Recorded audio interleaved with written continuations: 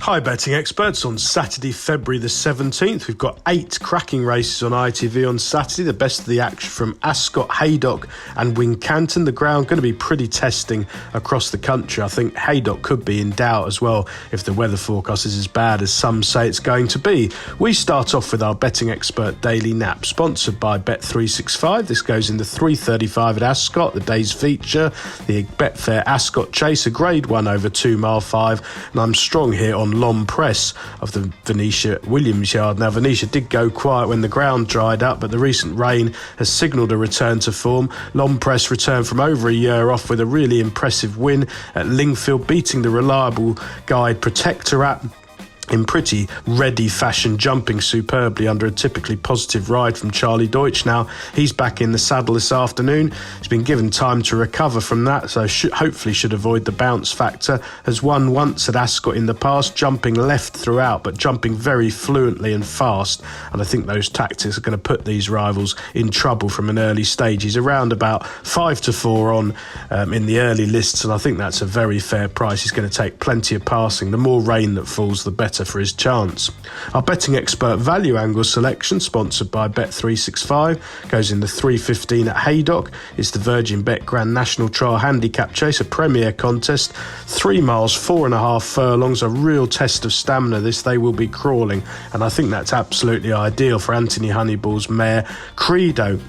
Now, she's been running to a consistent level all winter on testing ground, often on and off the bridle at various stages, but usually strong at the finish.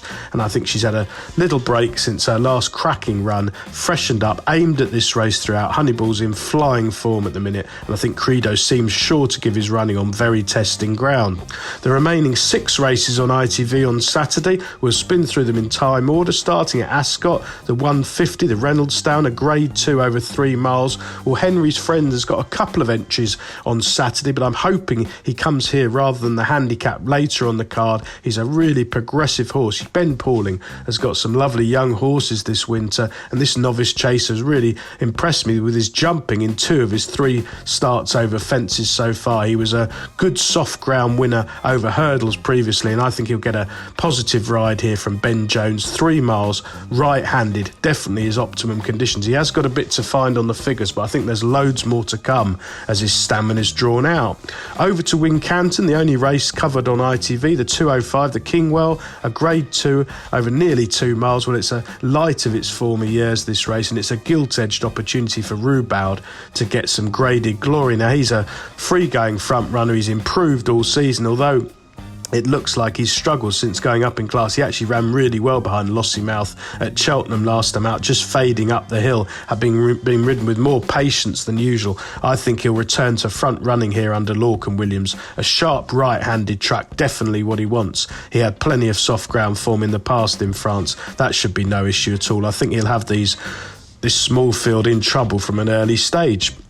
Back to Haydock for the 210, the Victor Ladorum, a juvenile hurdle over 2 miles. Again, a very poor turnout. I don't think any of the Irish trainers are going to be quaking too much at the prospect of some of these horses the UK have got. Salva's looked pretty impressive so far in modest company, it has to be said, since arriving from France. Every drop of rain's in his favour. I think he'll make all the running and justify a short price.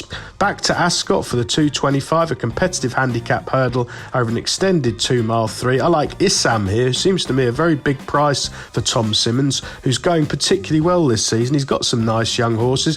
Now, people will think this one's been pegged by the handicapper because he's been beaten on both his recent starts, but he's run very well in defeat. He is inching up the weights as a result, but I think this slog will really suit him. He finished with running left at Sandown, which not many horses do last time behind the well-backed Havela, and I think he'll get a more positive ride, a handier ride from Darryl Jacob. This is a better race, definitely, but they'll go a strong pace, and that should bring his stamina into play up the straight. Back to Haydock for the Rendlesham at 240. Again, a dismally disappointing field for this grade 2. Worth plenty of money over an extended 3 miles, but it's fallen right for Botox Has of Gary Moore. He loved the soft ground when making a winning reappearance at Wetherby in November. He's run better than it looks twice since in stronger company. I think he'll dominate these from the tape, and the booking of the excellent Caelan Quinn certainly increases confidence. And finally at Ascot, likely to be one of the bigger betting races races of the afternoon at 3 o'clock. The Handicap Chaser Premier Contest over 3 miles. Well, 3 under through 5's another Paul Nicholls horse who just gives his running.